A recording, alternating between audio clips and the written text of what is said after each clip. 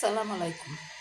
বছরের প্রথম শুরুতেই আমি একটু আলুর ঘাটি রান্না করবো, তা উত্তরবঙ্গের হিসাবে। প্রথমে আমি ইলিশ মাছের মাথাটা সুন্দর করে হলুদ, লবণ, মরিচ গুঁড়া দিয়ে ভালো করে মেখে নিলাম। তারপরে একটা কড়াই চুলায় দিয়েছি, এখন একটু তেল দিয়ে দেব। তেলটা গরম হয়ে গেলে আমি সেই মাছের মাথাটা দিয়ে দেব।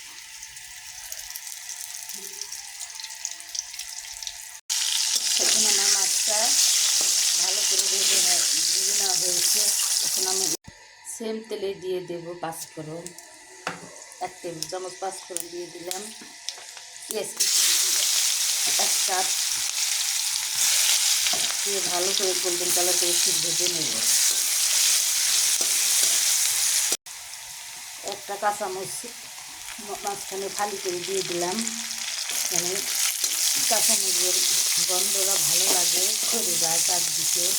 জন্য কয়েকটা কাঁচামরিচ ফালি করে এইভাবে দিয়ে ভেজে নিলাম। ভেজে নেওয়ার পরে আমি এখন দিয়ে দেবো আদা রসুনের পেস্ট দিয়ে দিলাম 2 টেবিল চামচ, 2 টেবিল চামচ লাল মরিচের গুঁড়া, লবণ স্বাদ মতো, হলুদ 1 টেবিল চামচ, জিরা গুঁড়ো 1 টেবিল চামচ, সজের গুঁড়ো 1 টেবিল চামচ আর গরম মশলা গুঁড়ো 1/2 চামচ দিয়ে দিলাম। দিয়ে ভালোভাবে এখন আমি কষিয়ে নেব। কোনো মশলা না পুড়ে যায় সেজন্য একটু পানি দিয়ে দেব, দিয়ে ভালোভাবে কষিয়ে নেব। ঝোলটা ভালোভাবে কষানো হয়েছে, এখন আমি সেই আগে থেকে সেদ্ধ করা আলুগুলো দিয়ে দেব, দিয়ে ভালোভাবে মিশিয়ে নেব। তারপরে সেই ভেজে রাখা মাছের মাথাটা দিয়ে দেব।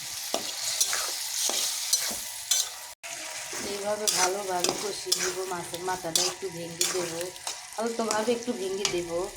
দিয়ে এখন আমি 1 কাপ পানি দিয়ে দেব। পানি দিয়ে ভালো করে মিশিয়ে নিয়ে 10 মিনিটের জন্য ঢাকনা দিয়ে ঢেকে রেখে দেব। 10 মিনিট পর চলে আসবো। এখন আমি নেড়ে যাব। এইভাবে উত্তরবঙ্গের বিখ্যাত আলুর ঘাটি রান্না করলে সেই মজা, সবার চেটেপুটে খাবে।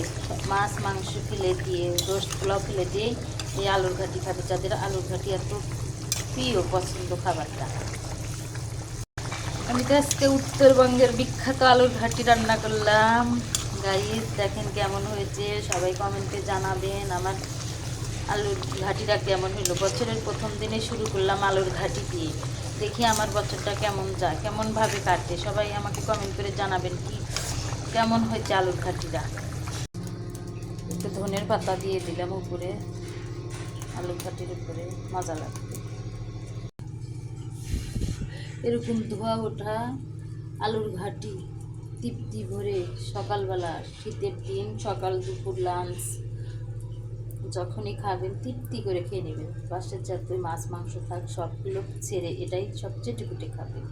ধন্যবাদ। রেসিপিটা যদি ভালো লাগে একটু লাইক দিয়ে বেশি বেশি করে একটু শেয়ার করে দিয়ে, আর যারা এখন আমার চ্যানেলটি সাবস্ক্রাইব করে একটু সাবস্ক্রাইব করে দিন। আল্লাহ হাফেজ।